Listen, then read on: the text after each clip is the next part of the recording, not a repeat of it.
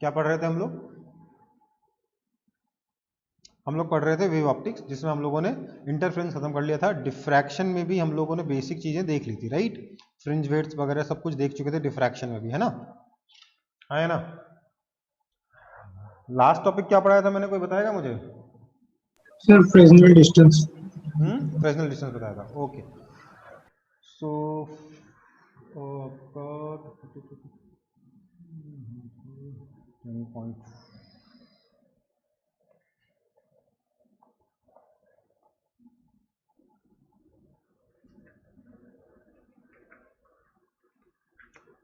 तो हम लोग डिफ्रैक्शन में आपका फ्रेसनेल डिस्टेंस तक कर लिया था, मतलब बेसिकली डिफ्रैक्शन पैटर्न पूरा खत्म हो गया था, है ना?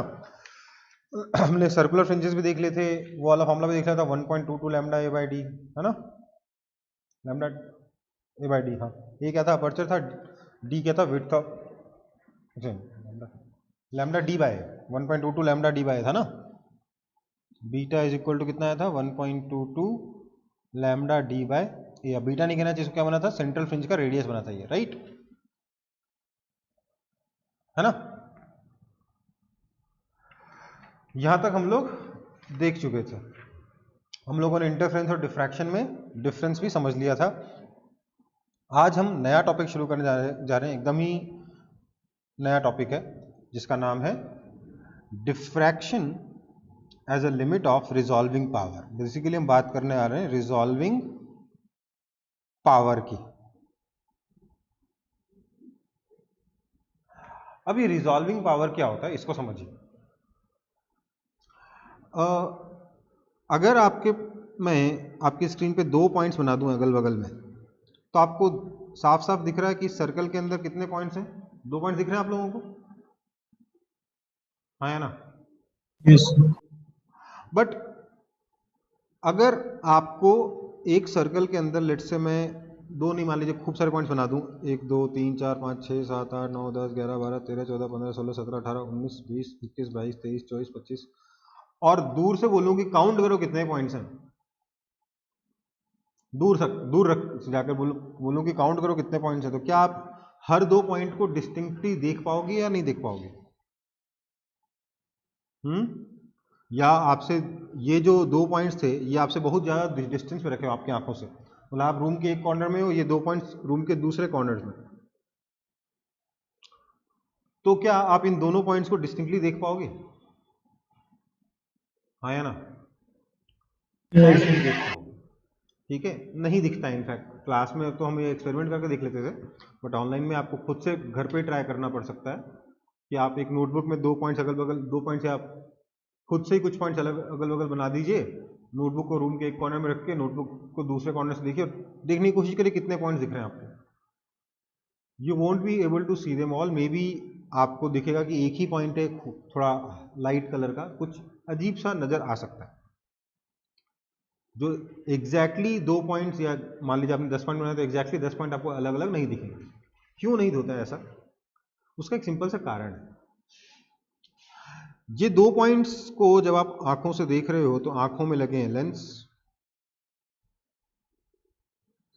है ना? आंखों में लगे लेंस, और इस लेंस ने रेटिना पे इन दोनों की इमेज बनाई। और हुआ क्या, वो जो, अगर रेटिना को अगर यहां दिखाऊं, तो रेटिना पे जो दो इमेजेस बनाई, वो पॉइंट ऑब्जेक्ट की इमेज पॉइंट ऑब्जेक्ट नहीं बनती है। क्या बनता है? एक सर्कुलर स्पॉट बनता है ना बेटा? है ना? दूसरा, तो ये एक पॉइंट की इमेज है, दूसरे पॉइंट की इमेज लेट से यहां बनी, उसका सर्कुलर स्पॉट ऐसा बना। ठीक है, तब तो आपको ये दोनों पॉइंट्स अलग अलग नजर आ जाएंगे फिर भी, क्योंकि फिर आपको ये ओवरऑल कैसा पिक्चर नजर आएगा, कुछ ऐसा,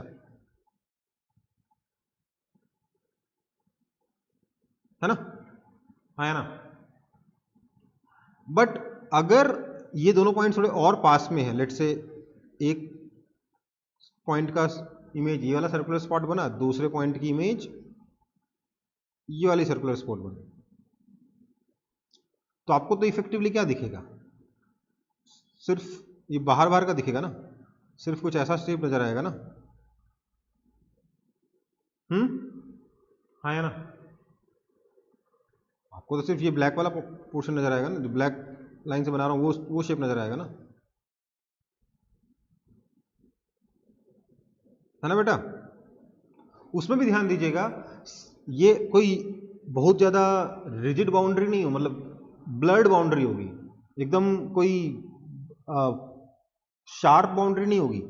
क्या होगा, सेंटर से धीरे धीरे बाहर जाते जाते इंटेंसिटी डिक्रीज होगी, तो आपको लगेगा ये एक ही स्पॉट है, आपकी दो अलग अलग स्पॉट नजर ही नहीं आएंगे। तो कब आपको दो पॉइंट ऑब्जेक्ट्स की इमेज अलग अलग नजर आती, तब कब आप उन दोनों को अलग अलग रिजॉल्व कर पाते हो, इसके लिए एक सिंपल सा तरीका है। देखिए, आप ऐसे समझ सकते हो कि जो स्पॉट्स हैं उसमें एक स्पॉट की इंटेंसिटी ऐसी बनी, दूसरे स्पॉट की इंटेंसिटी कुछ ऐसी बनी,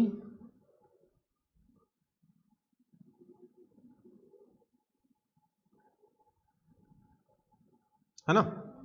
तो आपको जो ओवरऑल इंटेंसिटी नजर आएगी इन दोनों का सम नजर आएगा, तो that intensity will be something like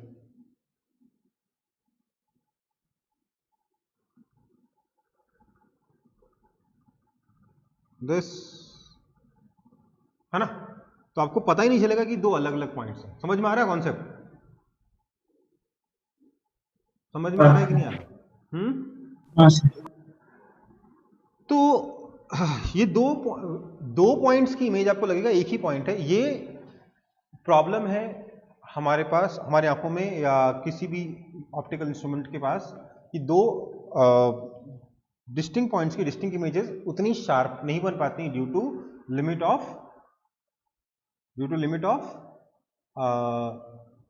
wave optics. ठीक है, रे ऑप्टिक्स बोलेगा दो इमेज बनेंगी, बट वेव ऑप्टिक्स बोलेगा नहीं भैया, दो पॉइंट इमेजेस नहीं बनेंगी, बल्कि दो डॉट्स बनेंगे, स्पॉट्स बनेंगे, दोनों ओवरलैप करेंगे और हमें हो सकता है कि एक ही इमेज नजर आए इफेक्टिवली, है ना। तो किस केस में हम दोनों इमेजेस को अलग अलग डिस्टिंग्विश कर पाएंगे, डिस्टिंक्टली देख पाएंगे, रिजॉल्व कर पाएंगे, उसके लिए हमारे पास है एक रेली क्राइटेरिया। क्या है? रेली क्राइटेरिया है। ये रेली क्राइटेरिया क्या कहता है? ये कहता है कि दोनों आपको जो इमेजेस हैं वो अलग अलग तब दिखेंगी अगर एक का सेंटर दूसरे के सेंट्रल ब्राइट फ्रिंज की बाउंड्री के बाहर बने। मतलब कि मान लेते पहली इमेज ये बनी है, तो दूसरी इमेज का सेंटर अगर बाहर है तब तो आप दोनों को अलग अलग देख पाओगे। एक का सेंटर दूसरे के ब्राइट फ्रिंज से बाहर बनना चाहिए। मान लो ये फर्स्ट है, ये सेकंड है, तो सेकंड का जो सेंटर है वो फर्स्ट के ब्राइट फ्रिंज से बाहर बन रहा है कि नहीं बन रहा? तो इसको तो आप अलग अलग देख पाओगे। पर अगर ऐसा नहीं होगा, अगर ऐसा होगा कि पहले ये रहा पहला पॉइंट का इमेज और दूसरे पॉइंट की इमेज का जो सेंटर है वो पहले पॉइंट के अंदर बन जाए, पहले के ब्राइट फ्रिंज के अंदर बन जाए, तब आप इनको अलग अलग डिस्टिंग्विश नहीं कर पाओगे। ठीक है, इसको अंग्रेजी में कैसे लिखेंगे? The image of two point objects are just resolved when central maximum, देखिए मैक्सिमम बाहर होगा ना, सेंटर का मतलब वहां पे मैक्सिमम होता है ना, तो central maximum of the diffraction pattern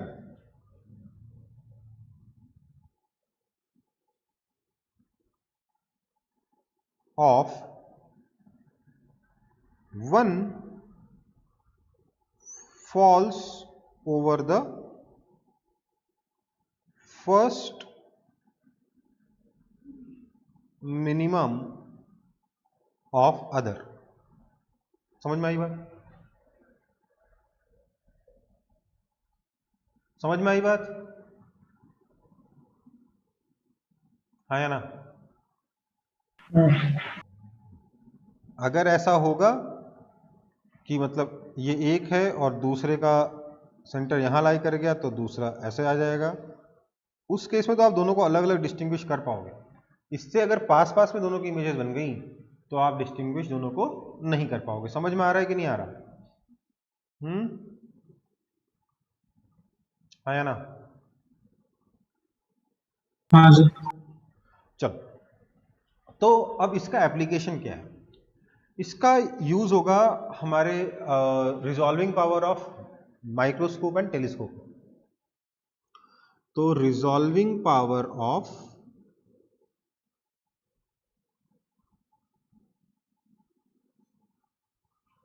telescope पहले देखेंगे, टेलीस्कोप क्योंकि आसान है, फिर देखेंगे माइक्रोस्कोप।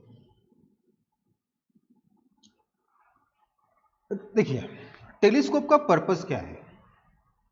टेलीस्कोप का पर्पस क्या है? मान लेते हैं यहां पे आपका टेलीस्कोप है, या यूं कहना चाहिए ऑब्जेक्टिव है टेलीस्कोप का, या उससे भी बेटर होगा टेलीस्कोप के ऑब्जेक्टिव का ऑप्टिकल सेंटर है। आपका टेलीस्कोप से आप क्या देखते हो? दूर की चीजें देखते हो, है ना? है ना बेटा? मैं क्या कर रहा हूं, एस्ट्रोनॉमिकल टेलीस्कोप ले रहा हूं, तो यहां पर मुझसे क्या दिखूंगा? स्टार्स को दिखूंगा। तो यहां पर मेरा स्टार 1 है और यहां पर मेरा स्टार 2 है, ठीक है? तो टेलीस्कोप से देखने के लिए एग्जैक्टली स्टार 1 की कितनी डिस्टेंस है और स्टार 2 का कितना डिस्टेंस है, ये ज्यादा इंपॉर्टेंट नहीं है। इंपॉर्टेंट क्या है कि स्टार 1 और स्टार 2 मिल को अगर मैं टेलीस्कोप के पोल से जोड़ूं, टेलीस्कोप के ऑब्जेक्टिव के पोल से जोड़ दूं, तो ये कितना एंगल सबटेंड कर रहे हैं, ये इंपॉर्टेंट है ना? कहने का मतलब स्टार 1 यहां है, स्टार 2 यहां नहीं होने की बजाय अगर स्टार 2 यहां भी होता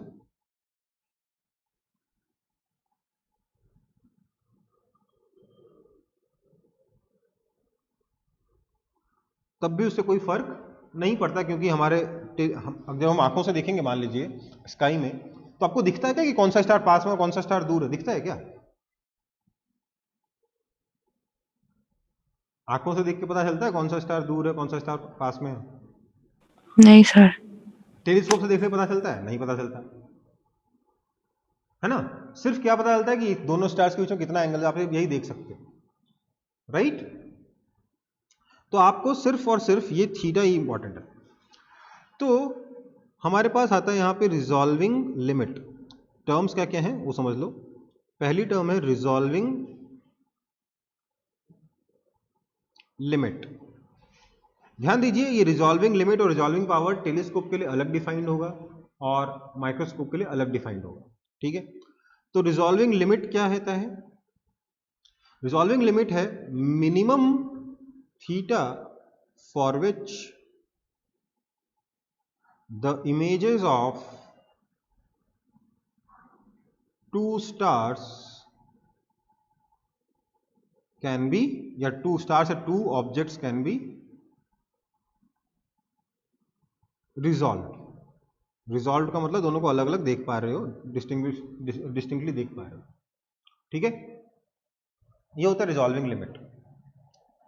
और इसका फिर अगला टर्म आता है इसी से रिलेटेड, रिजॉल्विंग पावर।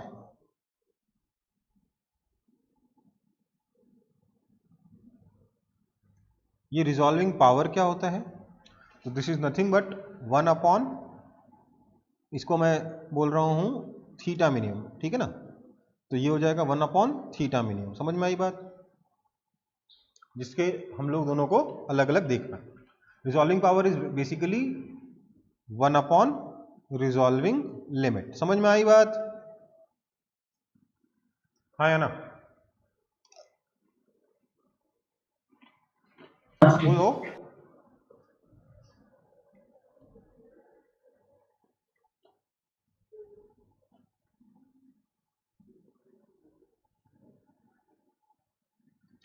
समझ में नहीं आया ये? हाँ जी। ओके।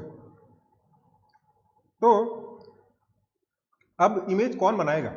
इमेज तो बनाएगा ऑब्जेक्टिव ना, तो मतलब ऑब्जेक्टिव से, ठीक है? क्या होगा कि कॉपी हो गया ना ये? नहीं सर। नहीं हुआ? करो फटाफट।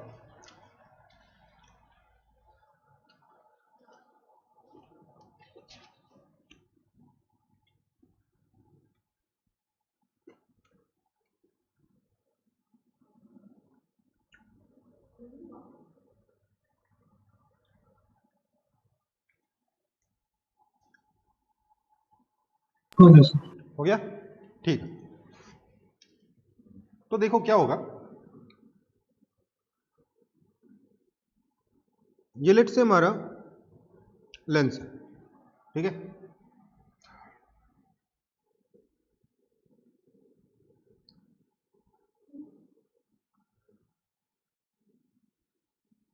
यहां पर अपना स्टार 1 है,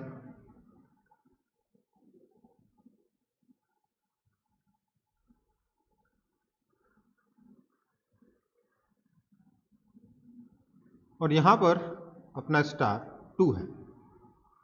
दोनों स्टार्स का डिस्टेंस बहुत बड़ा होगा, है ना?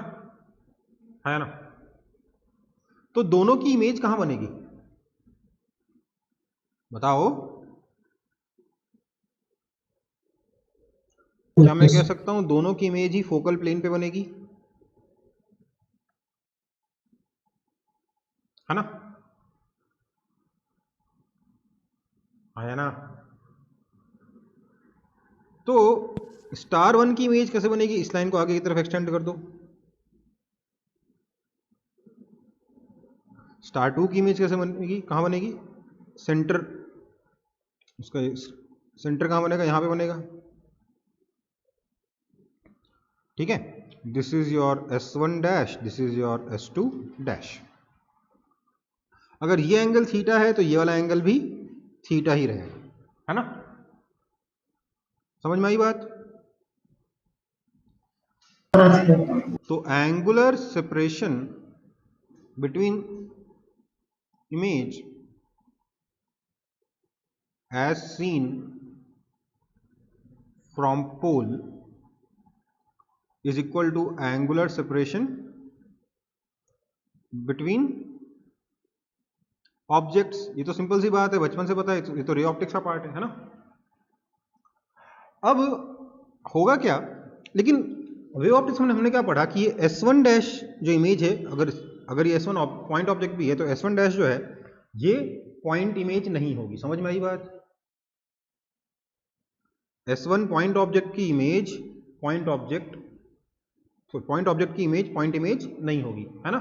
यही पढ़ा ना वे ऑप्टिक्स में। और S2 पॉइंट ऑब्जेक्ट की इमेज पॉइंट इमेज नहीं होगी। क्या होगा? बल्कि दोनों अपना एक सर्कुलर स्पॉट बनाएंगे, राइट? है ना बेटा? हाँ, है ना? ये दोनों ही सर्कुलर स्पॉट बनाएंगे, है ना बेटा? Yes. और अगर मैं इस सर्कुलर स्पॉट को यहां से जोड़ दूं,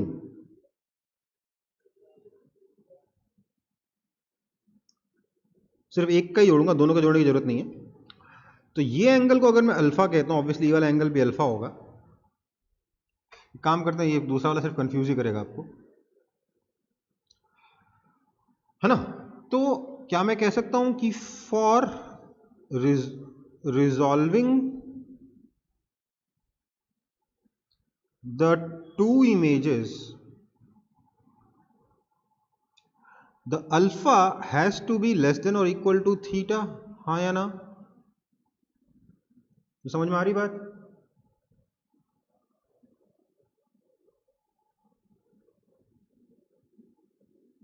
आ रहा है कि नहीं आ रहा? तभी तो ये बेसिकली आपका ये जो मिनिमा बन रहा है, इस मिनिमा के बाहर लाई करना चाहिए ना S1 डैश। मतलब ये जो थीटा है ये अल्फा से बड़ा होना चाहिए। अगर ज्यादा कंफ्यूजन हो रहा है तो एक काम करता हूं, ऊपर वाला अल्फा ही मिटाई देता है ना? समझ में आ रही बात? सो दिस इंप्लाइज, अब अल्फा होता है कितना है? तो अल्फा होता है 1.22 लैम्डा बाय ए। क्या है? अपर्चर, याद है कि भूल गए वाला फॉर्मूला? इसका रेडियस बताया था ना, रेडियस कितना था 1.22 लैम्डा डी बाय ए। तो बेसिकली अल्फा कितना, यही तो है ना? है ना? हाँ सर। तो this has to be less than और इक्वल टू थीटा, मतलब कि थीटा की मिनिमम वैल्यू कितनी है 1.22 lambda by A. This implies resolving limit कितना है, ये है 1.22 lambda by A, and which means कि रिजॉल्विंग पावर कितना है, this is nothing but A upon 1.22 lambda. समझ में आई बात?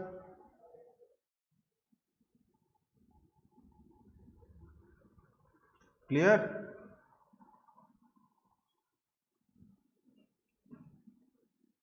हाँ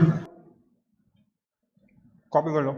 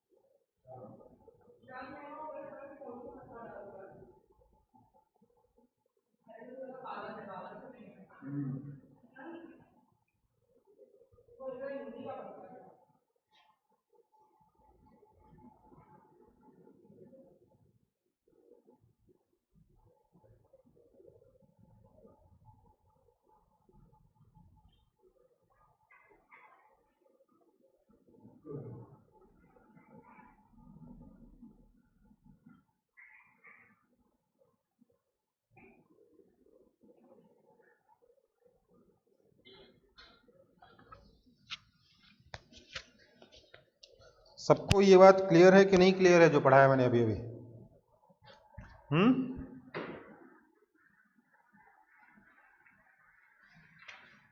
हाँ सर। ओके। तो रिजॉल्विंग पावर ऑफ टेलीस्कोप हो गया। Now let's move on to resolving power of microscope.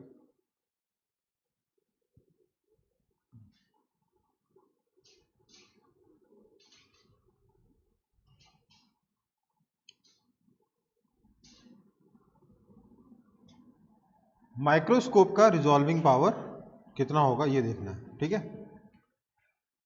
क्या होता है भैया माइक्रोस्कोप का रिजॉल्विंग पावर? पर्पस क्या है माइक्रोस्कोप का?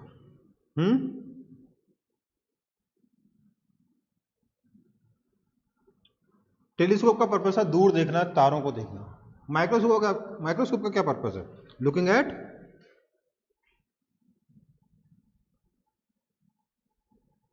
स्मॉल स्टफ, छोटे छोटे बैक्टीरिया देखना, है ना? और देखने का मतलब क्या, सिर्फ बैक्टीरिया है ये जानने से हो जाएगा कि उसके अंदर अलग अलग पॉइंट्स को अलग अलग चीज देखना चाहते हो, उसका सर अलग देखना चाहते हो, पैर अलग देखना चाहते हो? हालांकि ठीक है, बैक्टीरिया सर पैर नहीं होगा, समझ रहे हो ना बात को?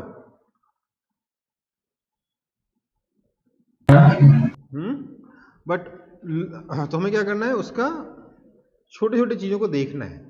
मतलब दो पॉइंट्स जो कि पास पास में रखे हुए हैं इनको डिस्टिंक्टली देखना है ना? है ना? मतलब कि ये जो डिस्टेंस d है, मान लेते हैं ये आपका ऑब्जेक्ट 1 है, ये आपका ऑब्जेक्ट 2 है। आपका पर्पस है कि मिनिमम डिस्टेंस को आप ठीक से देख पाओ, है ना? तो इसमें आपका रिजॉल्विंग लिमिट क्या होगा? रिजॉल्विंग लिमिट को हम डिफाइन करेंगे मिनिमम d या minimum distance between two points, minimum distance between 2 points that can be that can be observed. वहां पे क्या था, मिनिमम एंगल था, that can be seen distinctly.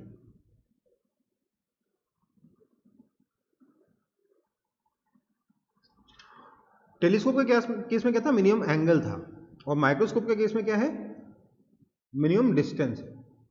तो यहीं से आपका रिजॉल्विंग पावर भी आ जाएगा। रिजॉल्विंग पावर की क्या डेफिनेशन दी हमने माइक्रोस्कोप के केस में, हमने माइक्रोस्कोप के केस में रिजॉल्विंग पावर को नाम दिया 1 बाय रिजॉल्विंग लिमिट। जो वहां था वही डेफिनेशन है, बट रिजॉल्विंग लिमिट की डेफिनेशन बदल गई, तो ऑटोमेटिकली रिजॉल्विंग पावर की डेफिनेशन भी बदल गई। हाँ या ना, है ना बेटा?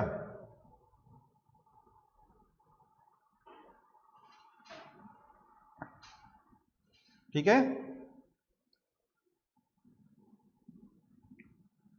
Yes sir.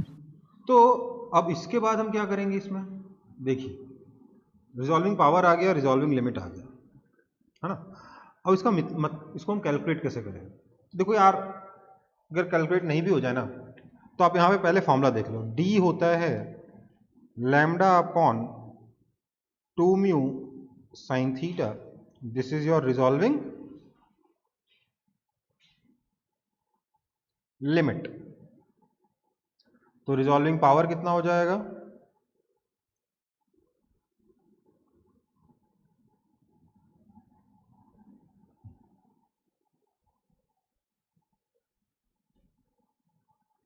To mu sine theta upon lambda. ठीक है, ये एक्चुअली थोड़ा सा गड़बड़ है, ये 1.22 आएगा या 0.61 आएगा। मेरे को ये आपकी बुक में एनसीईआरटी से अलग दे रखा है, मैं थोड़ी देर में एनसीईआरटी के आंसर तक पहुंच जाऊंगा डिराइव करके। यहाँ 1.22 आएगा या 0 क्या आएगा देख लूंगा, ठीक है ना? अभी थोड़ी जगह छोड़ देना यहाँ पे, ठीक है? कॉपी हो गया ये?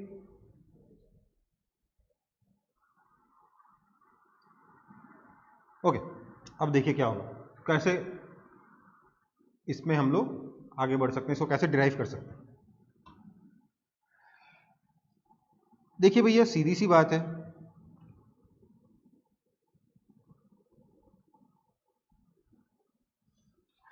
जब हम माइक्रोस्कोप से चीजों को देखते हैं तो हम ऑब्जेक्ट को कहाँ रखते हैं?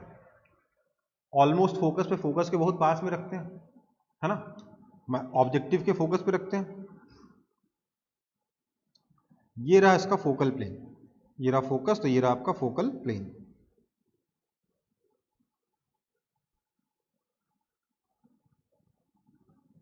ठीक है, हमने क्या किया, एक ऑब्जेक्ट लेट से यहां रखा, दूसरे ऑब्जेक्ट को यहां रखा, this is object 1, this is object 2। तो ऑब्जेक्ट 1 की इमेज यहां कहीं बनी मान लेते हैं, फोकल प्लेन फोकस के बहुत पास में रखते हैं, फोकस पे नहीं रखते हैं, फोकस के बहुत पास में रखते हैं, क्योंकि फोकस पे रख देंगे तो इमेज इन्फिनिटी बन जाएगी ना। हम ग्रेटर मैग्निफिकेशन पाने के लिए फोकस के काफी करीब रखते हैं। तो ऑब्जेक्ट 1 की इमेज यहां बनेगी, और ऑब्जेक्ट 2 की इमेज कहां बनेगी,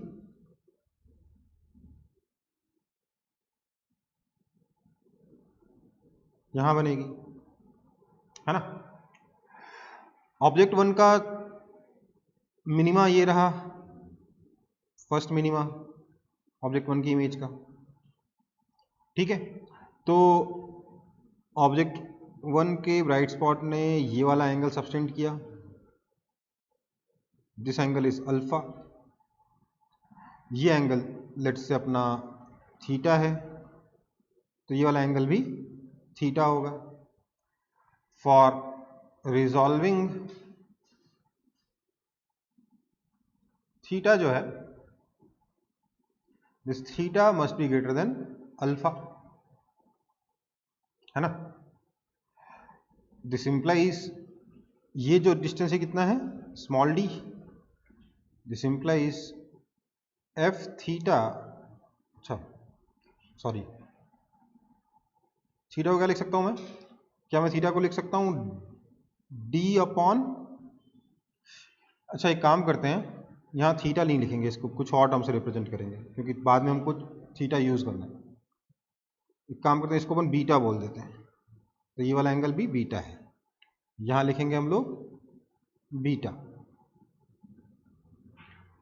तो बीटा कितना है, d अपॉन एफ, क्योंकि डिस्टेंस कितना है, फोकल लेंथ एफ है, तो d upon F must be greater then alpha. Alpha कितना होता है 1.22 लैम्डा बाय ए, है ना बेटा, हाँ या ना? हाँ सर। ए क्या है, अपर्चर है, ए क्या है, अपर्चर, मतलब कि d must be greater than 1.22 lambda upon lambda F upon A, है ना। अब यहां पे ध्यान दीजिएगा, पता नहीं क्यों हमारी एनसीईआरटी की बुक ने और दूसरी बुक्स ने भी आंसर अपर्चर के टर्म्स में देने की बजाय ये जो फोकस पर जो मिरर लेंस अपना जो एंगल सब्सटेंड कर रहा है थीटा, इसकी टर्म में देने की सोची, पता नहीं क्यों, आई डोंट नो। ठीक है, अपर्चर अगर ए है तो ये कितना है बेटा, क्या ये a/2 है, हाँ या ना, हाँ या ना, बोलो। हाँ सर। तो क्या मैं लिख सकता हूं कि tan theta is equal to a upon 2f, लिख सकता हूं कि नहीं? हाँ सर। और इसके बाद पता नहीं क्यों आंसर में उनको tan थीटा नहीं चाहिए था, उनको sin थीटा चाहिए था, तो हम लिख देते हैं, वही कर देते हैं, this implies sin theta is equal to a/2f। क्यों, क्यों, ये क्यों हुआ, ये कैसे हुआ? थीटा स्मॉल है, कौन बोला? थीटा तो कुछ भी हो सकता है ना, बोलो।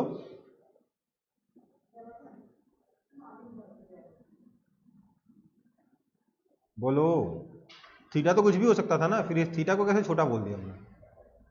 सर a/2 d के कंपेरेबल होना चाहिए। क्योंकि अपर्चर जो है ना लेंस का, वो फोकल लेंथ के मुकाबले बहुत छोटा होना चाहिए, अदरवाइज रे ऑप्टिक्स ही नहीं लगेगी यार, है ना। पैरेक्सियल रेज चाहिए ना आपको, ये एंगल जो रेज ये रेज जो एक्सिस का एंगल बना रही है, प्रिंसिपल एक्सिस का, तो एंगल छोटे होने चाहिए ना भाई, नहीं तो स्फेरिकल एबरेशन वगैरह सब आ जाता है, याद है? अरे ये वाला क्वेश्चन याद होगा हाँ ना, सर। ये वाला क्वेश्चन याद होगा, मिरर पे लाइट इधर से आई, रिफ्लेक्ट होके पोल पे चली गई, याद है? हाँ क्यों होता है वो? क्योंकि स्फेरिकल शेप है, वो मिरर के केस में था, स्फेयर के लेंस के केस में और ज़बरदस्त प्रॉब्लम्स आती हैं, तो उसमें और ज़्यादा हमें नीड है कि जो रेज हैं वो प्रिंसिपल एक्सिस के बहुत पास में हो, एंगल जो है थीटा ये काफ़ी छोटा हो। तो क्योंकि tan थीटा a/f है, इसलिए हम बोल सकते हैं sin थीटा भी a/f है, a/2f है। इसका मतलब कि aperture a is equal to 2f sin theta, ये वैल्यू मैंने डाल दी यहाँ पर, तो मुझे मिला d is greater than equal to 1.22 lambda f upon 2f sin theta, f और f कैंसल हो गए, ठीक है। सो दिस इंप्लाइज d की मिनिमम वैल्यू कितनी हो गई, 0.61 लैम्डा अपॉन 2 sin थीटा, ठीक है। समझ में आई बात? सॉरी 2 तो कैंसिल हो गया ना, या ऐसा क्यों करें हम लोग 1.22 रखने देते हैं, इससे बढ़िया 1.22 लैम्डा अपॉन 2 sin थीटा। तो मिनिमम डिस्टेंस इतना आप रिजॉल्व कर सकते हो। अब आप मुझे बताइए, क्या आप नहीं चाहोगे कि आपका जो मिनिमम डिस्टेंस है वो बड़ा हो, मतलब आप ज़्यादा छोटी चीज़ों, सर मिनिमम डिस्टेंस जो है वो और छोटा हो, ताकि आप और कम डिस्टेंसेस को रिजॉल्व कर पाओ, चाहोगे कि नहीं चाहोगे? हाँ है ना। हाँ हाँ सर। सर। तो क्या आप चाहोगे कि लैम्डा को कम कर दें?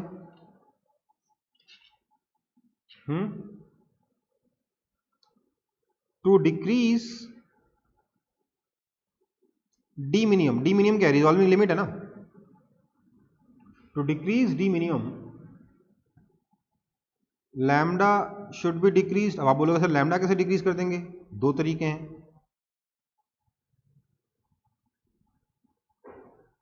एक तो ये कि आप वही वेवलेंथ यूज करो जिसके सिर्फ छोटी वेवलेंथ से ही इमेज को देखने की कोशिश करो। दूसरा तरीका उससे बेटर क्या है कि बीच में कुछ मीडियम भर दो, आपके ऑब्जेक्टिव और ऑब्जेक्ट के बीच में कोई ऑयल डाल दो, ट्रांसपेरेंट ऑयल, ठीक है, जिसका रिफ्रैक्टिव इंडेक्स कितना है, म्यू। तो ऐसे में वी इंट्रोड्यूस क्या बोलेंगे, refracting medium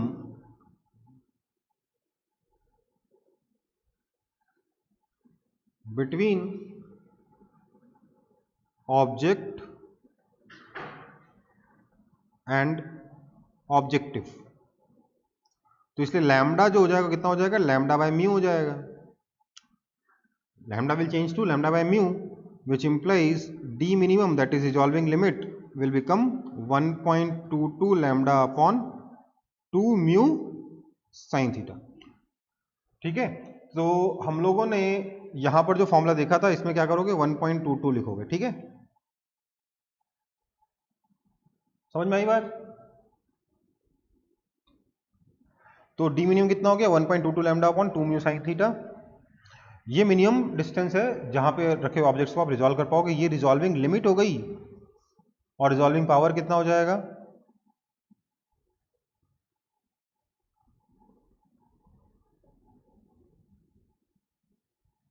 one 1.22 lambda bye, sorry इसका रेसिप्रोकल हो जाएगा ना, 2 mu sine theta upon 1.22 lambda. ये क्या बता रहा है, अगर थीटा बड़ा होगा तो रिजॉल्विंग पावर ज्यादा होगी, रिजॉल्विंग लिमिट कम होगी। थीटा बड़ा का मतलब अगर अपर्चर बड़ा रखोगे तो ज्यादा छोटी चीजों को देख पाओगे। सिमिलरली ध्यान दीजिएगा बेटा, हमारा ये जो लेंस है जब हमने टेलीस्कोप के लिए यूज किया था वहां पे भी रिजॉल्विंग पावर में अपर्चर ऊपर आया था। तो अगर हम चाहते हैं रिजॉल्विंग पावर ज्यादा हो तो हमें वहां पर भी टेलीस्कोप के केस में भी अपर्चर बड़ा रखना चाहिए ऑब्जेक्टिव का, ठीक है। और ये अपर्चर बड़ा रखने के लिए ही इतने बड़े बड़े हम लोगों ने टेलीस्कोप बनाए हैं जो हमने पढ़ा था पहले, है ना। सो कॉपी कर लिए, ठीक है।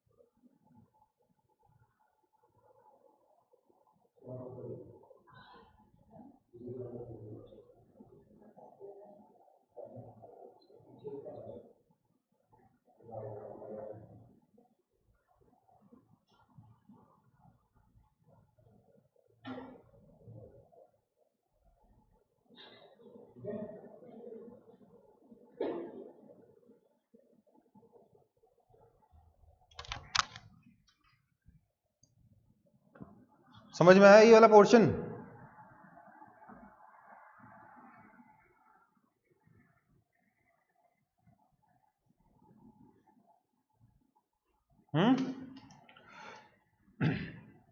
हाँ या ना, समझ में आया, समझ में आया कि नहीं आया?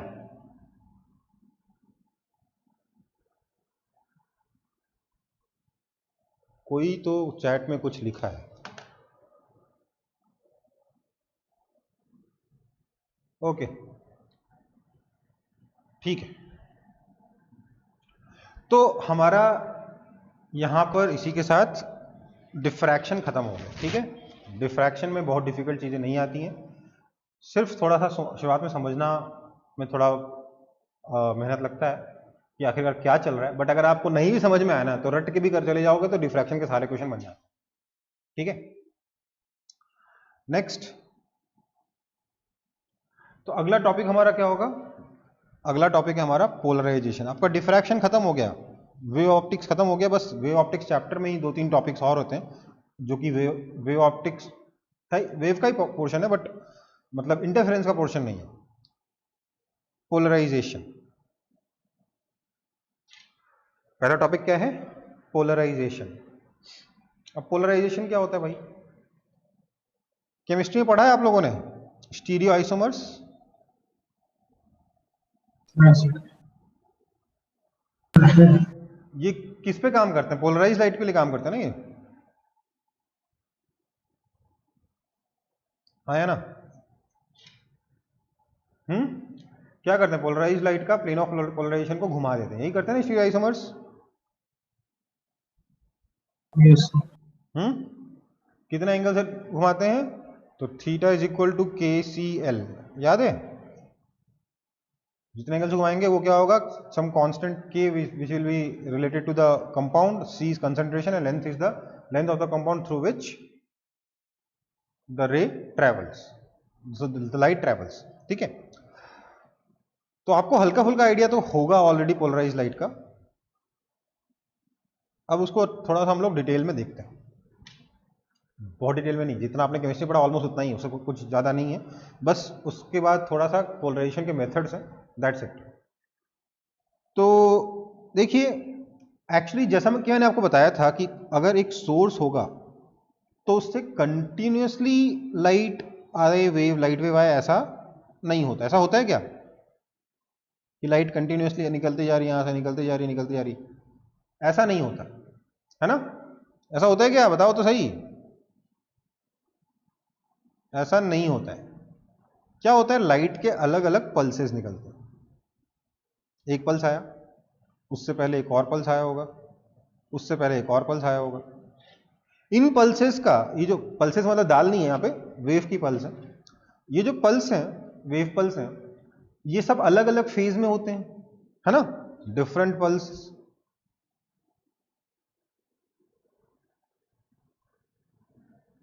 Are in different phases. इसलिए तो हमको करना पड़ा था, किसकी जरूरत पड़ी थी हमें? जब हम लोग इंटरफेरेंस करवा रहे थे दो सोर्स का, तो हमें उन्हें कोहेरेंट बनाने के लिए मेहनत क्यों करनी पड़ी थी, याद है?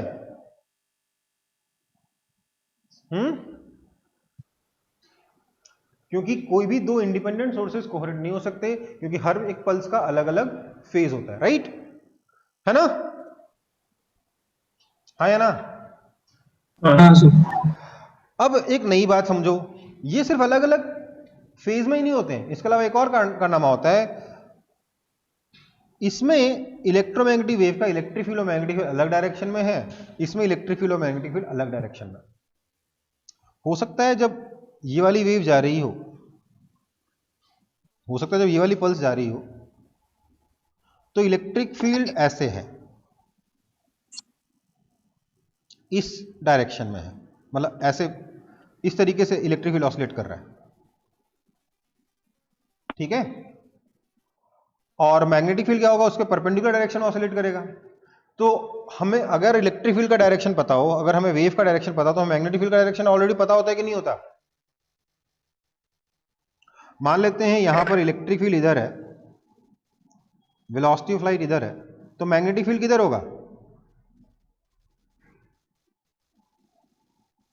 ये हम वेव्स पढ़ा था कुछ की भूल गए?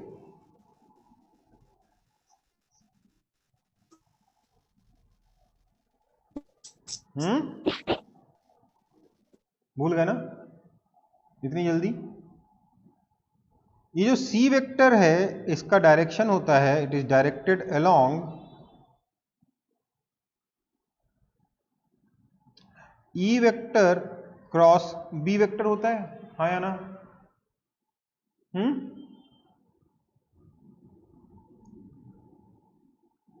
होता है कि नहीं होता? तो अगर इलेक्ट्रिक फील्ड इधर है तो मैग्नेटिक फील्ड ऐसे आएगा ना बेटा,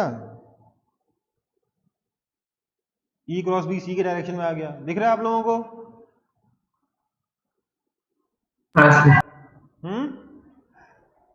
तो हमें अगर लाइट का में पोलराइजेशन का डायरेक्शन रिप्रेजेंट करना है तो we only use electric field, we don't need to represent the direction of magnetic field. Okay बेटा, तो पहली पल्स में हो सकता है डायरेक्शन इधर हो इलेक्ट्रिक फील्ड का, आपके प्लेन ऑफ पेपर पे ही, प्लेन ऑफ स्क्रीन पे ही ऐसे इस डायरेक्शन में हो सकता है इससे पहली वाली पल्स में इलेक्ट्रिक फील्ड ऐसे हो। गोला नहीं बनाऊंगा, क्यों नहीं बनाऊंगा, क्योंकि अगर ऊपर होगा तो नीचे भी तो होगा।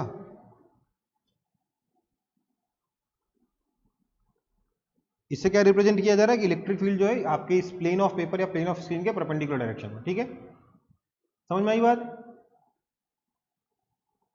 समझ में आया कि नहीं आया? हाँ सर। हो सकता है जब ये वाली लाइट, ये वाली जो पल्स थी इसमें किसी और ही डायरेक्शन में, कुछ टेढ़ी डायरेक्शन में हो, मतलब टेढ़ी का मतलब आपके अभी भी ये लाइट की डायरेक्शन के परपेंडिकुलर है। मतलब बेसिकली ऐसा समझ लो, यहां पे अगर मैं एक सर्कल ड्रॉ करता हूं इस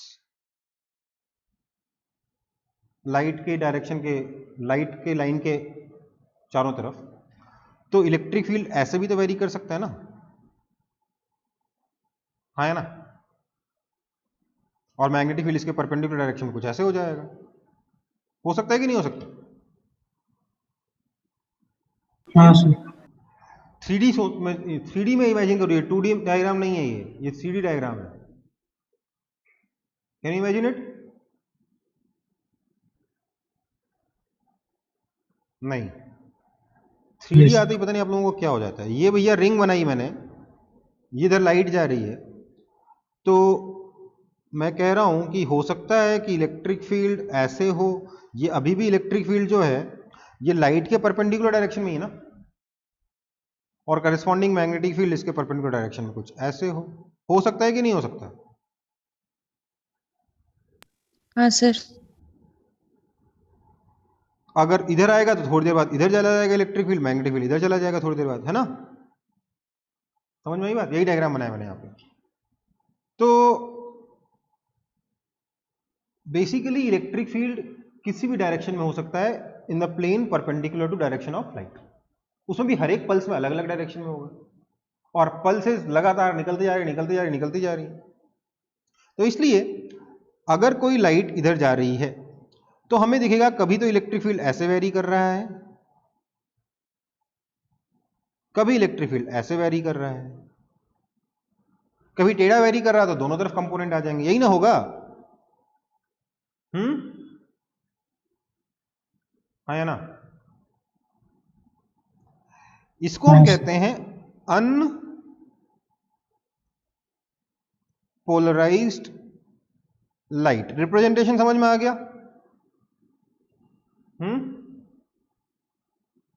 अब मान लेते हैं इसको कोई ऑब्जर्वर इधर से देख रहा है,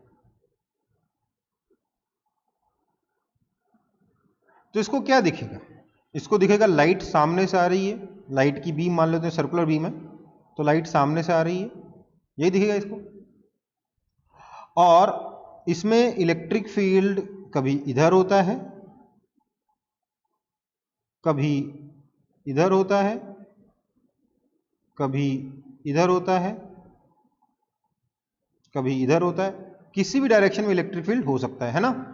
तो ये दूसरा रिप्रेजेंटेशन हो गया अनपोलराइज्ड लाइट का ही।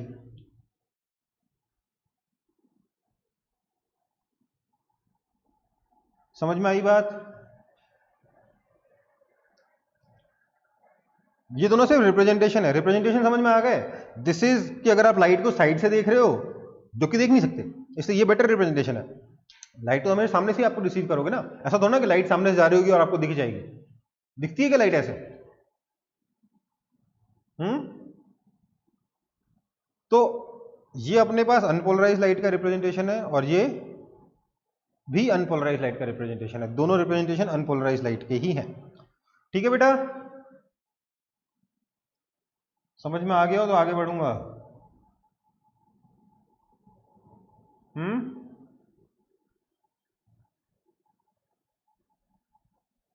चलो, अब क्या होगा? अब हम लोग देखते हैं कि ये तो अनपोलराइज लाइट हो गई। अब देखते हैं कि भैया पोलराइज्ड लाइट कैसी होगी? तो पोलराइज्ड लाइट का रिप्रेजेंटेशन, दोनों रिप्रेजेंटेशन देखना होगा। या तो आप ये रिप्रेजेंटेशन बना सकते हो,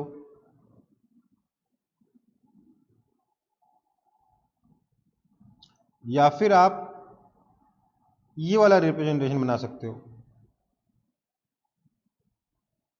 साइड से तो ये दो बना सकते हो, और तो कुछ बना नहीं सकते, है ना। ये क्या बोल रहा है? इलेक्ट्रिक फील्ड इस डायरेक्शन में है, ये बोल रहा है इलेक्ट्रिक फील्ड आपके प्लेन के परपेंडिकुलर डायरेक्शन में, राइट। करस्पॉन्डिंगली आप इस वाले रिप्रेजेंटेशन में बोल सकते हो कि मान लेते हैं आई कोई ऑब्जर्वर इसको ऐसे देख रहा है खड़ा होके, तो उसको दिखेगा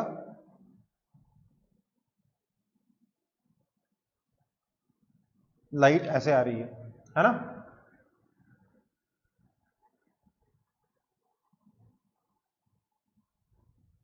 इसको देख लेगा तो वो ये बोल सकता है कि लाइट का प्लेन ऑफ पोलराइजेशन ऐसे साइडवेज है। बोल सकता है कि नहीं बोल सकता?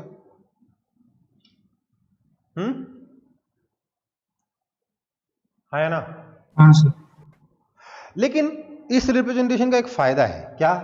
इसमें और भी दूसरे पोलराइजेशन प्लेन बताया जा सकता है ना।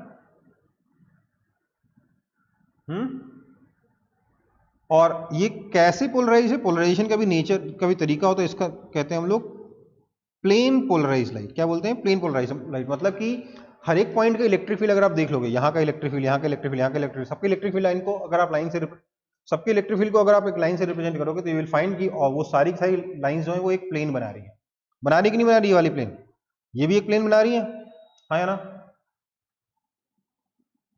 हाँ। ठीक है, ये हो गया प्लेन पोलराइज्ड लाइट। ये भी प्लेन पोलराइज्ड लाइट है, बट इसका जो पोलराइजेशन प्लेन है वो थोड़ा टेढ़ा है ना।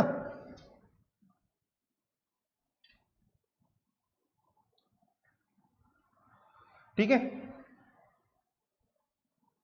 अब देखो ये पोलराइज्ड लाइट हम बनाएंगे कैसे, हम कैसे अचीव करेंगे लाइट में पोलराइजेशन? लाइट में पोलराइजेशन हम लोग कैसे अचीव करेंगे ये भी तो देखना होगा, हाँ या ना? बोलना ही नहीं आप लोगों को कुछ, है ना। तो पोलराइजेशन अचीव करने के लिए बहुत सारे तरीके होते हैं।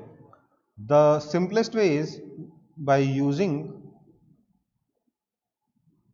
पोलराइजर्स। पोलराइजर में क्या होगा? देखिए ऐसा समझ लीजिए, लेट से आपकी लाइट इधर जा रही है, अनपोलराइज वाली,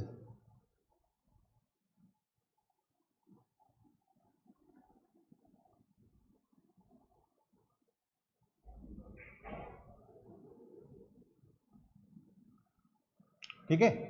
ये अनपोलराइज लाइट जा रही है उधर, मैंने क्या किया, इसको एक पोलराइजर से पास कराया, ठीक है।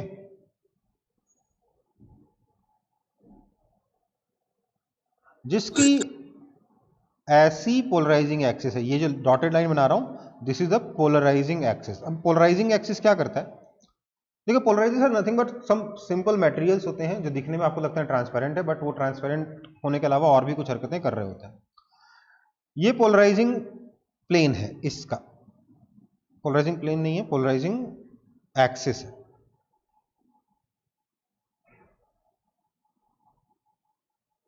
ठीक है।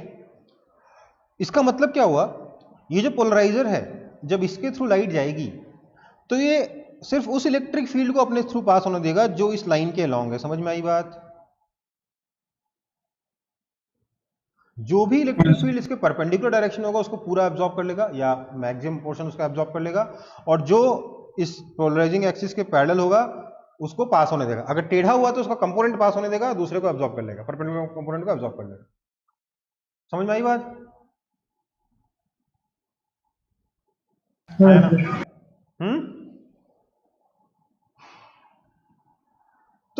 हमें यहां पर क्या मिलेगा? हमें यहां पे मिलेगा पोलराइज्ड लाइट। समझ में आई बात?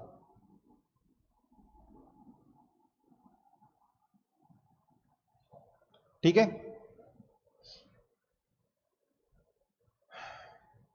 इसी चीज को हम लोग अगर अपने ऑब्जर्वर वाले रिप्रेजेंटेशन में देखें तो ज्यादा अच्छा टूल है ये हमारे पास चीजों को एक्सप्लेन करने के लिए, चीजों को रिप्रेजेंट करने के लिए। इसलिए सेकंड वाला मेथड ज्यादा टूल ज्यादा इंपॉर्टेंट है, समझ लो। वैसे दोनों इंपॉर्टेंट है बट सेकंड वाला ज्यादा इंपॉर्टेंट है। ये क्या है? ये एक लाइट रे है या लाइट की बीम है जो बाहर आ रही है आपके स्क्रीन से, आपकी आंखों की तरफ आ रही है आपकी स्क्रीन से, और ये अनपोलराइज्ड है ना। This is unpolarised, unpolarised and this is plane polarised. अब ये जब लाइट बीम आपकी स्क्रीन से आगे आ रही है, आपने क्या किया? जब लाइट आपकी तरफ आ रही थी तो आपने लाइट के सामने एक पोलराइजर रख दिया। अब मैं स्क्रीन के बाहर तो बना नहीं सकता डायग्राम, तो मैं इसके बगल में बना रहा हूं। लाइट, ये जो अनपोलराइज्ड लाइट है, ये पोलराइजर से पास होगी, पोलराइजर में इसके आगे नहीं लगा सकता, तो मैंने साइड में बना दिया। And this is the, let's say, polarising axis.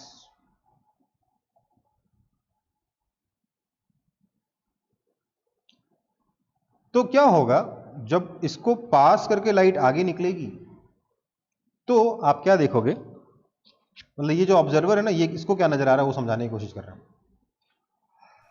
आप क्या देखोगे कि इसमें सिर्फ ये वाला कंपोनेंट जो है ना इलेक्ट्रिक फील्ड का, इस डायरेक्शन वाला, वो पास हुआ, इसके परपेंडिकुलर कंपोनेंट्स इलेक्ट्रिक फील्ड के सारे एब्जॉर्ब हो गए। ठीक है बेटा, कुछ इस तरीके से पोलराइजर काम करता है। ठीक है, अब आपको कैसे पता चलेगा कि ये लाइट पोलराइज्ड है?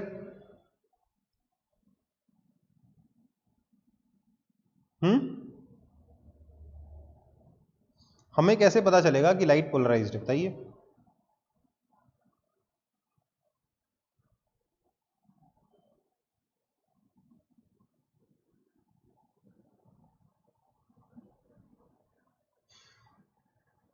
बोलिए।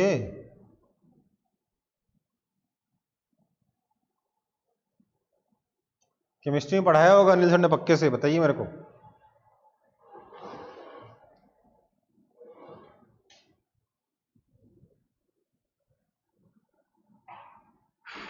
सिंपल सी बात है, और उसको सॉल्यूशन से पास करवा सकते हैं। उसके आगे एक और पोलराइजर रख देंगे।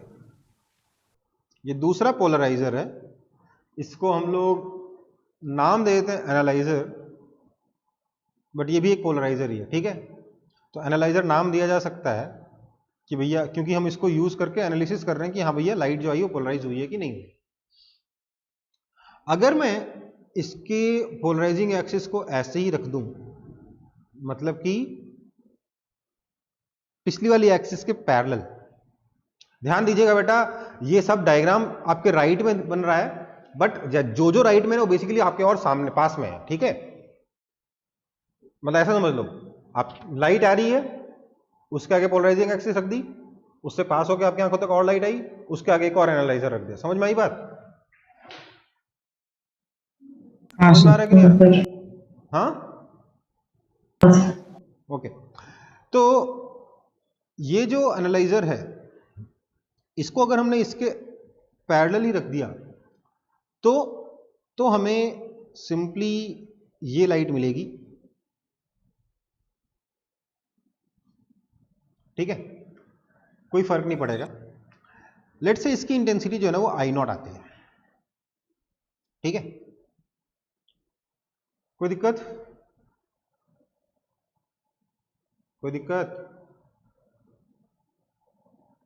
मतलब बेसिकली क्या होगा, अगर हमारा परफेक्ट पोलराइजर है, मतलब पोलराइजेशन के अलावा अगर ये और कुछ नहीं कर रहा है, तो यहां पर 2I नॉट होगा, यहां पर I नॉट होगा और यहां पर भी I नॉट होगा। अगर ये परफेक्ट पोलराइजर है, पोलराइजेशन के अलावा और कोई एब्जॉर्प्शन इसमें नहीं है तो। But I am interested more about this thing, की मोर इन दिस क्वांटिटी, कि यहां पर I नॉट मिल रहा है। यहां 2 I0 होगा तो यहां I0 होगा, ये बात मुझे मालूम है, बट उसके लिए कंडीशन है। क्या कंडीशन है? कि पोलराइजेशन के अलावा और कुछ नहीं कर रहा है, ठीक है, मतलब कोई और एब्जॉर्प्शन इसमें नहीं हो रहा है लाइट का, पोलराइजेशन के अलावा 100% ट्रांसपेरेंट है। तो बेसिकली यहां पे आपको इंटेंसिटी कम दिखेगी तो आपको सिंपली लग रहा होगा कि ट्रांसलूसेंट मटेरियल है। मजा तब आएगा अगर हम इस एनालाइजर को थोड़ा घुमाएं, मतलब लाइट है, पोलराइजर है, फिर उससे पास होकर लाइट आई और उसके आगे जो एनालाइजर रखा ना, उस एनालाइजर को सेम एंगल पर रखने के बजाय थोड़ा सा घुमा दिया,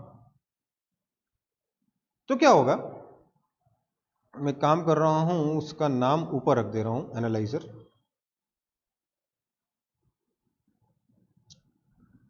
और इसको एक बार इस रास्ते से लेके गया, दूसरी बार इस एनालाइजर को थोड़ा घुमाया, तो उसके लिए मैं अलग से डायग्राम बना रहा हूं कुछ ऐसे।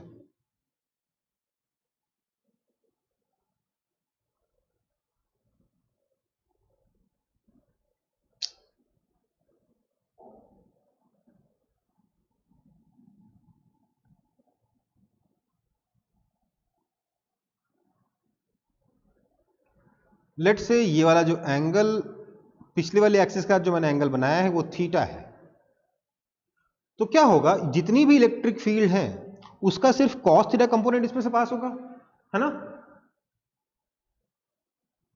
आया ना? अगर यहां पर electric field E not vector है तो यहां पर उसका ई का जो दो कंपोनेंट आएंगे, एक परपेंडिकुलर और एक अलोंग द एक्सिस, सिर्फ ई कॉस थीटा पास होगा ना इससे।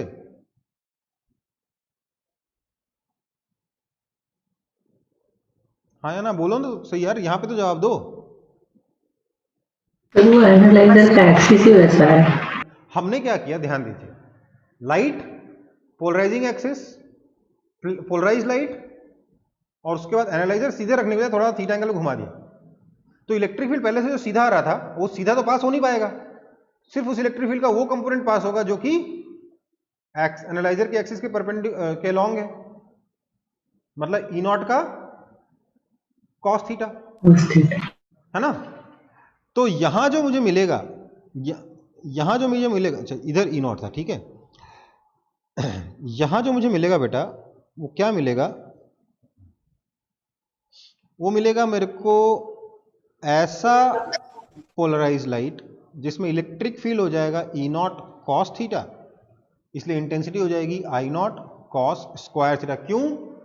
क्योंकि intensity is proportional to electric field का square, half epsilon not E not square सी।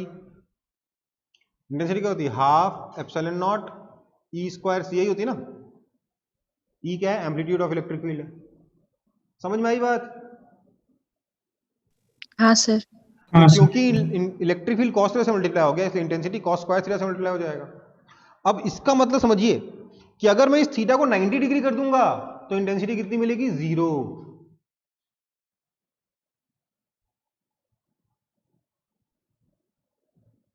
समझ में आया? मतलब आपको कैसे पता चलेगा ये लाइट पोलराइज्ड है या नहीं है?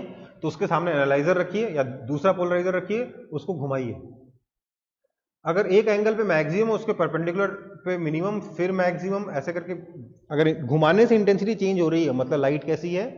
पोलराइज्ड है। समझ में आई बात? हाँ सर। हाँ सर। क्लियर है? इसको हम कहते हैं लॉ ऑफ मैलस, ठीक है? MALUS नाम था उसका, मैलस।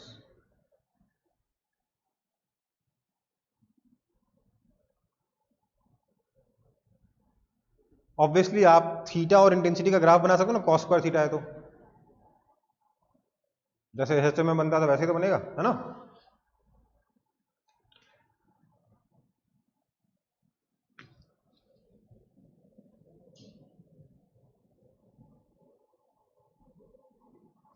कॉपी हुआ? हाँ सर। अब देखो, पोलराइजेशन में आपकी जो SL अरोड़ा, उसमें पता नहीं क्या हुआ है, वो बहुत ज़्यादा पढ़ा दिया पोलराइजेशन में, उतना पढ़ने की जरूरत नहीं है, ठीक है? सिर्फ इतना पता होना चाहिए कि पोलराइजर्स के कुछ एग्जाम्पल पता होने चाहिए आपको, जैसे कि कहाँ है, निकॉल प्रिज्म तो होता है, एक और क्या होता है, पोलराइड होता है, निकॉल प्रिज्म होता है, और एक कौन सा तो जेल होता है यार, उसका नाम भूल गया मैं।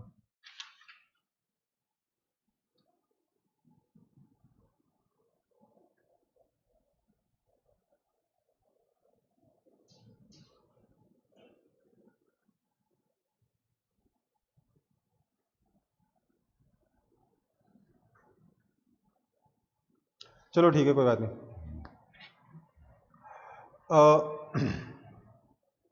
देखिए,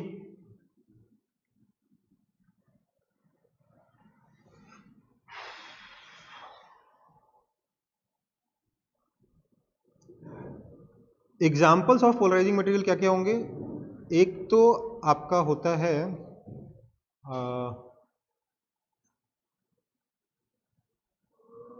निकॉल प्रिज्म,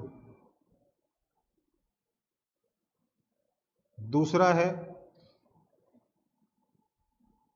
पोलरॉइड, और तीसरा कौन सा तो क्रिस्टल होता है यार, मतलब लिक्विड क्रिस्टल होता है, जो एलसीडी सुना है ना आपने। एल का मतलब क्या था, लिक्विड, सी का मतलब क्या है, क्रिस्टल, और डी का मतलब क्या होता है, डिस्प्ले। एलसीडी स्क्रीन समझते हो सब लोग, लिक्विड क्रिस्टल डिस्प्ले, समझ में आई बात। हाँ सर। ये जो लिक्विड क्रिस्टल, इसका नाम क्या था मुझे याद नहीं आ रहा, यही जो मटेरियल है ना, ये आपका तीसरा पोलराइजर है, एक और इंपॉर्टेंट वाला। इसका नाम कहाँ होगा, आपकी बुक में होगा तो जरूर चाहिए, दिख नहीं रहा मेरे को।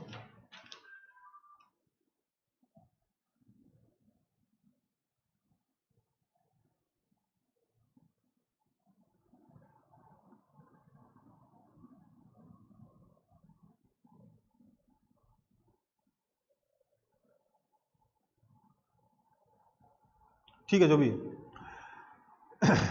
बेसिकली ये जो क्रिस्टल था, इसका क्या पर्पस है, आपने कभी कैलकुलेटर देखा है, देखा ही होगा, यूज किया कैलकुलेटर, किया ही होगा।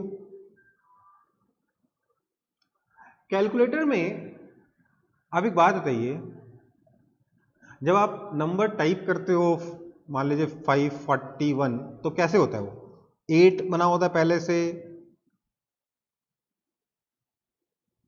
है ना, और उसमें क्या होता है कि 5 इसका ऐसे चमकने लगता है, इसका 4 ऐसे चमकने लगता है, और इसका 1 ऐसे चमकने लगता है, यही होता है ना बेटा। हाँ सर। ऐसे नहीं होता है, इंटरेस्टिंगली ऐसा नहीं होता है, बल्कि पहले सब कुछ वाइट होता है और बाद में ब्लैक लाइट ऑन हो जाती है। ब्लैक लाइट कैसे ऑन हो जाती है सर, लाइट कभी ब्लैक होती है क्या बेटा, कभी सोचा था इस बारे में।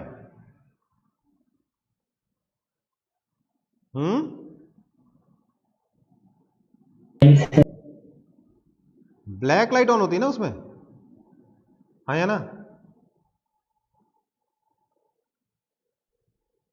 सच में ब्लैक लाइट हो सकती है क्या,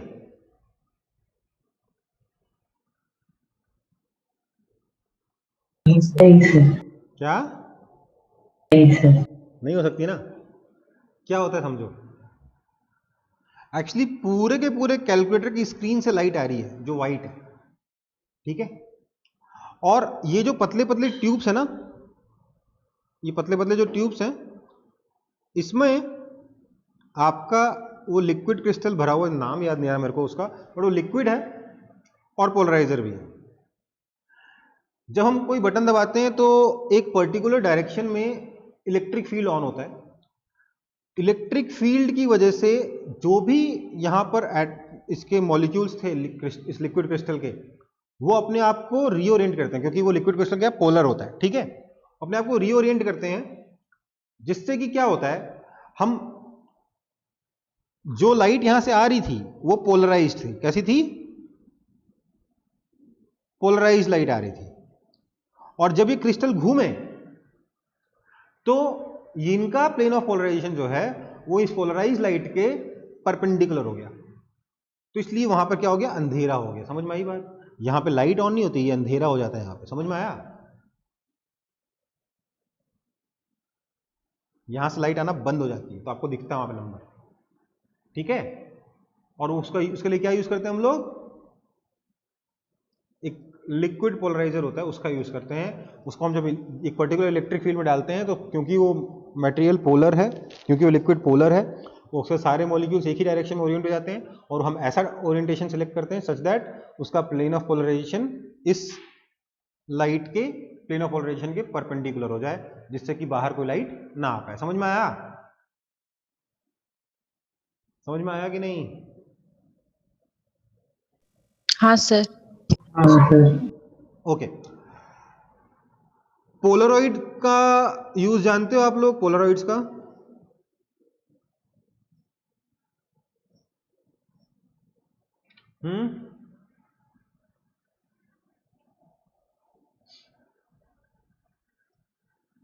सनग्लासेस में लगा होता है, अच्छे सनग्लासेस में, बहुत महंगे आते हैं, ठीक है। सनग्लासेस होते हैं ना जो अच्छे महंगे वाले मतलब 8,000, 10,000, 12,000, उस रेंज में जो आते हैं ना सनग्लासेस, हाँ, टॉर्मलाइन क्रिस्टल कहते हैं, सही बोल रहे हो। तो ये जो सनग्लासेस हैं, इन सनग्लासेस में पोलराइड्स लगे होते हैं। क्यों? क्योंकि ये आपको अगर आप समुद्र के पास घूमने जा रहे हो, मान लो गोवा घूमने जा रहे हो, तो उसमें अगर आप बीच में बैठते हो तो जो सी से लाइट रिफ्लेक्ट होकर आ रही होती है ना, वो पोलराइज होती है। कैसे होती है थोड़ी देर में देखेंगे। वो पोलराइज लाइट होती है, तो आपकी आंखों पे वो बहुत ज़्यादा रिफ्लेक्टेड लाइट अगर आएगी तो आपकी आंखों को नुकसान कर सकती है। इसलिए उससे बचने के लिए हम लोग पोलराइड चश्मे यूज़ करते हैं, जिससे हमारी आंखें सेफ रहें, ठीक है। चोंचले हैं बेसिकली मोस्टली, बट समझ गए ना बात को। ज़्यादातर चश्मे जो आपको जो लोग महंगे महंगे भी खरीदते हैं ना, 4,000, 5,000, 6,000 वाले, उसमें पोलराइड नहीं होता है, वो बस फैशन के लिए खरीद लेते हैं, ठीक है। बट कुछ चीज़ों में, कुछ सनग्लासेस में पोलराइड लगा होता है, जो कि काफ़ी काम की चीज़ है, ठीक है बेटा, आपकी आंखों को बचा सकते हो। ओके। अब ये पोलराइजर के कुछ बड़े कुछ वैसे यूजेस हैं अजीब अजीब से, जैसे कि बहुत ज़्यादा महंगी जो गाड़ियाँ आती हैं ना, करोड़ करोड़ में जो गाड़ियाँ आती हैं ना, 5-5 करोड़ में जो गाड़ियाँ आती हैं, उसमें जो आपकी विंडस्क्रीन है, विंडस्क्रीन समझते हो?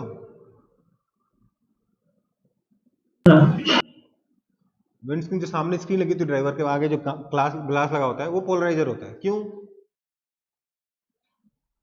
देखो, वो काम तभी करेगा अगर आपकी महंगी गाड़ी अकेले की, तब काम नहीं करेगा। सामने वाले की गाड़ी भी महंगी होनी चाहिए, ठीक है। सामने वाले की गाड़ी भी महंगी होनी चाहिए, तभी काम करेगा। क्या होता है, आपकी जो विंडस्क्रीन है उसमें ऐसे 45 डिग्री के एंगल पर, यह इसका 45 डिग्री के एंगल पर प्लेन ऑफ पोलराइजेशन, और सामने से जो गाड़ी आ रही है,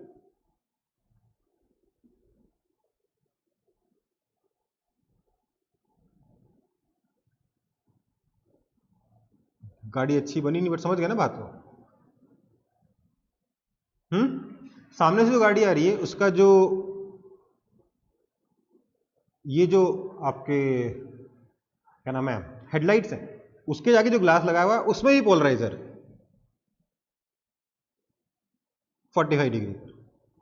तो ये और ये एक दूसरे के परपेंडिकुलर हुए कि नहीं हुए? हाँ, है ना।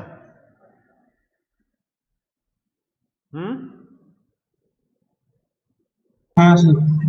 तो अगर सामने से ये लाइट ऑन करके आएगा तो आपकी आंखों पर इसकी रोशनी पड़ेगी क्या? नहीं पड़ेगी। जो बहुत इंटेंस रोशनी होती है, जिसकी वजह से लाइट, गाड़ी चलाने में दिक्कत होती है, चीजें दिखती नहीं ठीक से, है ना। वो जो ग्लेयर आता है ना सामने वाली की लाइट ऑन, हेडलाइट ऑन होने से, उस ग्लेयर से बच जाओगे। लेकिन उसके लिए क्या चाहिए? सिर्फ आपकी कार पे पोलराइजर लगाने से काम नहीं चलेगा, सामने वाले की कार पे भी पोलराइजर लगाना पड़ेगा, है ना। आया ना? ठीक है, चलो फिर आगे बढ़ते हैं।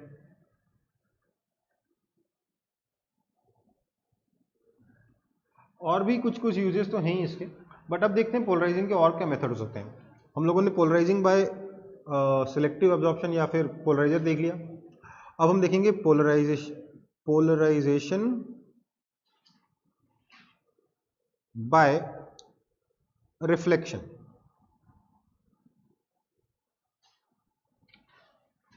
क्या होता है बेटा, मान लेते हैं कि ये दो मीडियम्स की बाउंड्री है, लाइट यहां पर ऐसे इंसिडेंट होती है,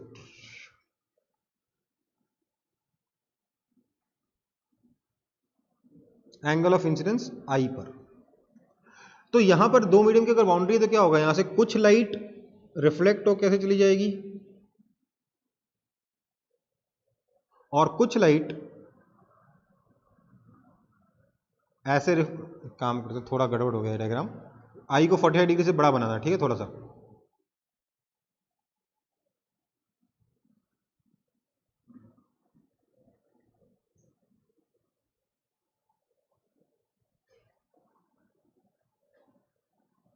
ये भी आई है ना, और लाइट यहां से रिफ्रैक्ट होकर इधर चली गई। दिस इज योर आर, ठीक है। जो इंसिडेंट रे आई थी वो अनपोलराइज्ड थी,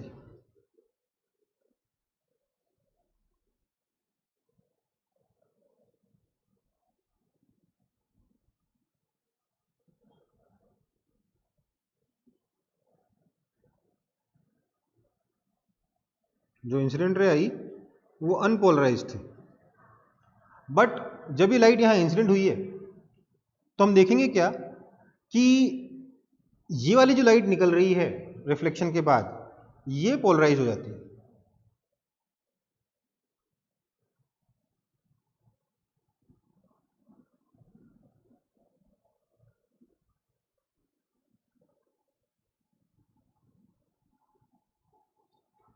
और यहां से जो लाइट आ रही होती है जो रिफ्रैक्ट होके गई, वो भी पार्शियली पोलराइज हो जाती है।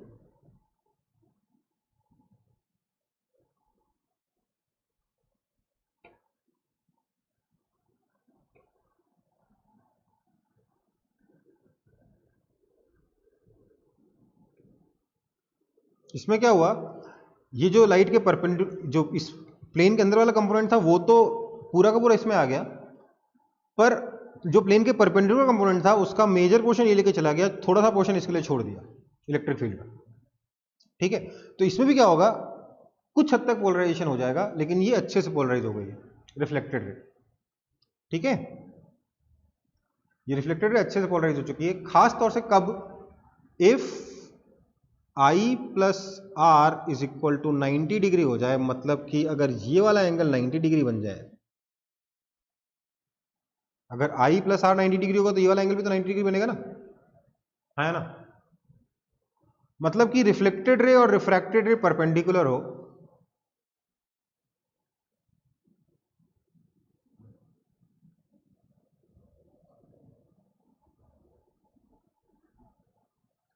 then reflected ray is almost completely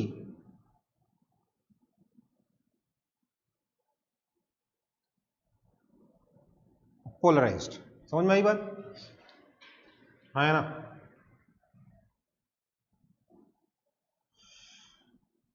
ठीक है बेटा,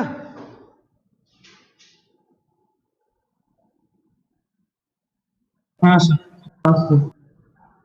अब इसके लिए क्या चाहिए, हमें चाहिए sine I is equal to mu sine 90 degree minus I, this implies tan i is equal to mu और i is equal to tan inverse mu.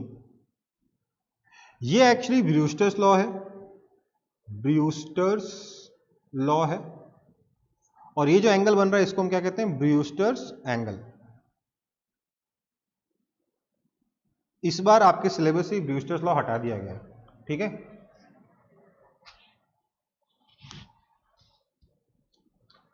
ठीक है बेटा,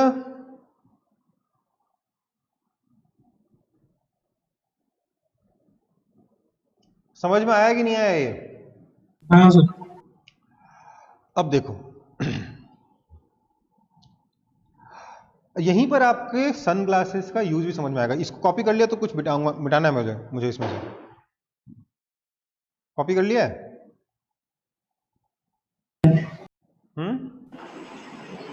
सर इसके पहले क्या पढ़ाया आप? इसके पहले क्या पढ़ाया? इसके पहले निकोल प्रिज्म पोलराइड यही से पढ़ा रहा था, और क्या? ठीक है सर। ठीक है, चलो मिटा दें।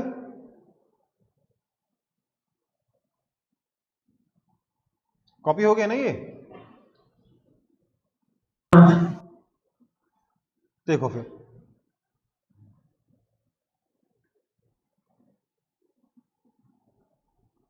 अब देखो सन ग्लासेस कैसे काम कर रहे। सन ग्लासेस में अगर पोलराइड लगा उससे क्या फायदा हुआ? क्योंकि सन ग्लासेस जो हमने यूज किए हैं उसका पोलराइजिंग एक्सिस वर्टिकल है।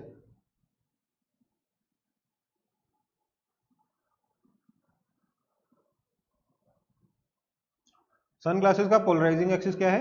वर्टिकल है। ठीक है बेटा? तो अब यहां पर क्योंकि ये हॉरिजॉन्टल पोलराइजेशन है तो इसके थ्रू कोई भी ये रिफ्लेक्टेड रे, खासतौर से ये जो कौन सा स्पेकुलर रिफ्लेक्शन वाला जो लाइट जो रेज है ना, ये सनग्लासेस के थ्रू पार नहीं होगी और आपकी आंखों पे वो ब्राइट मतलब सन की जो इमेज बन रही होगी सी में उसको बहुत ब्राइट नजर आपको नहीं आएगा। समझ में आई बात? आया ना?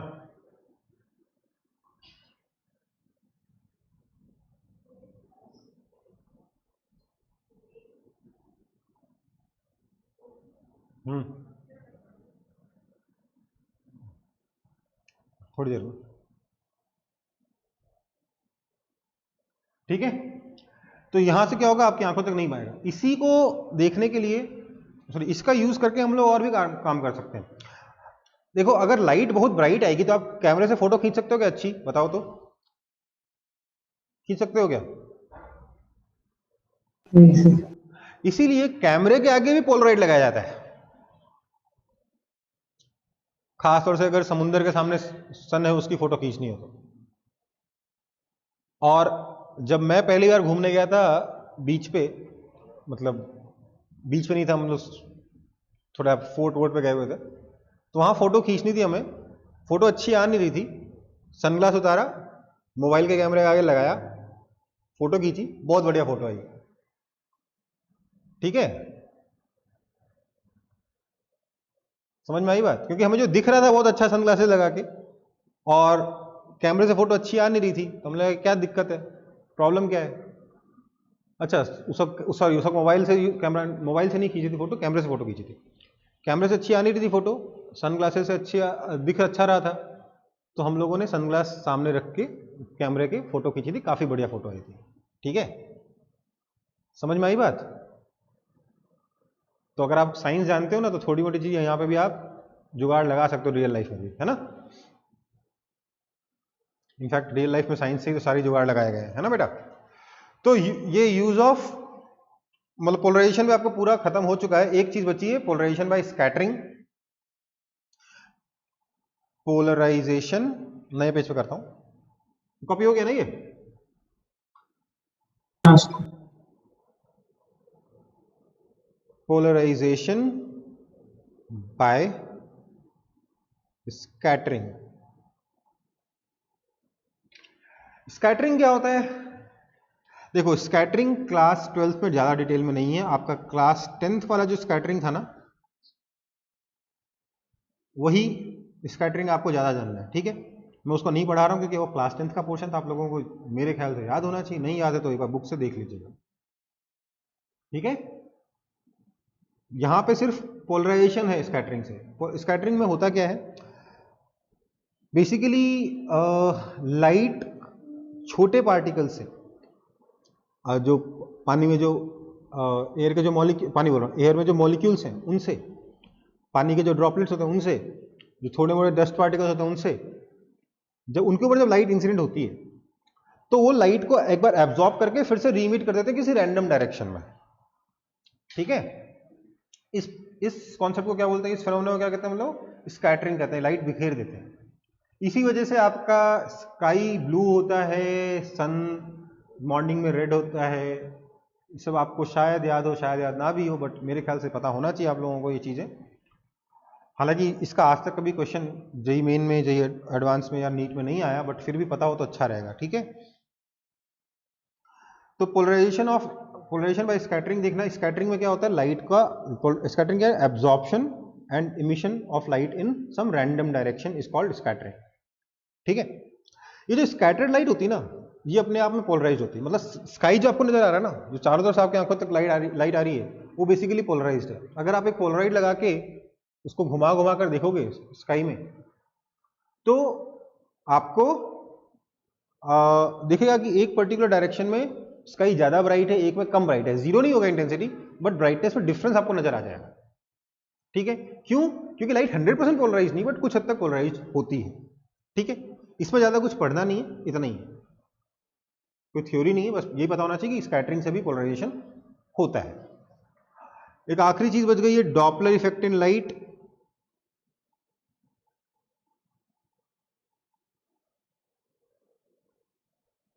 डॉपलर इफेक्ट इन लाइट आता है आप लोगों को, पढ़ाया था मैंने, कुछ याद है? ये मैं क्लास 11 में ऑलरेडी करा चुका हूं जब डॉपलर इफेक्ट पढ़ाया था, तो ठीक है, उसी से देख लेंगे। ओके बेटा,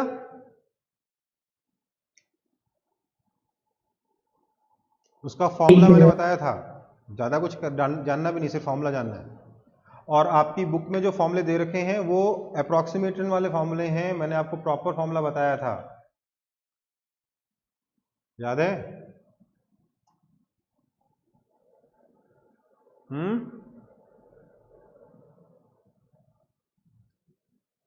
नहीं याद होगा?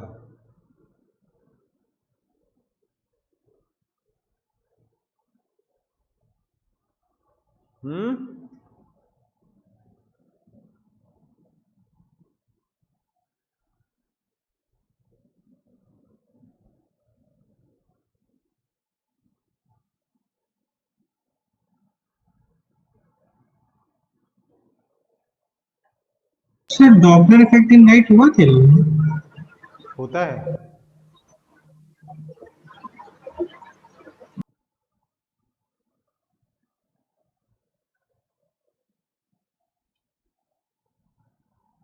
देखो भैया क्या होता है, सीधी सी बात है, इसमें ऑब्जर्वर और ऑब्जेक्ट दोनों में से कौन मूव कर रहा है इससे फर्क नहीं पड़ता, ऑब्जर्वर और सोर्स कौन मूव कर रहा है इससे कोई फर्क नहीं पड़ता।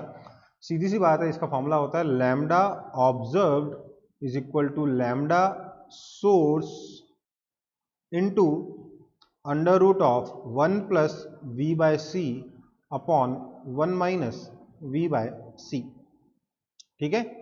जहां v क्या है, nothing but velocity of approach between observer and source. Sound वाला फॉर्मूला यहां पे नहीं काम करता है, ठीक है।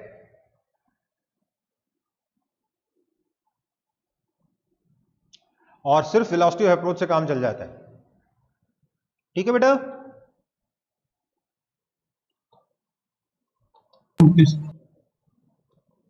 उस वक्त भी कराया था 11th क्लास में, फिर से फॉर्मूला बताते हैं, इससे ज्यादा कराना भी नहीं है, बस ये फॉर्मूला याद होना चाहिए, ठीक है।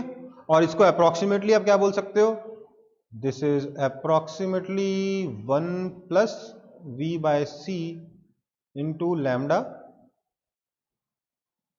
सोर्स, ठीक है।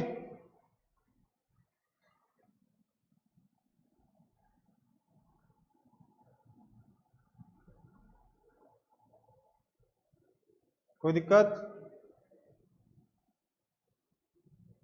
नहीं सर। चलो कॉपी कर लो, क्लास ओवर, चैप्टर ओवर, ठीक है।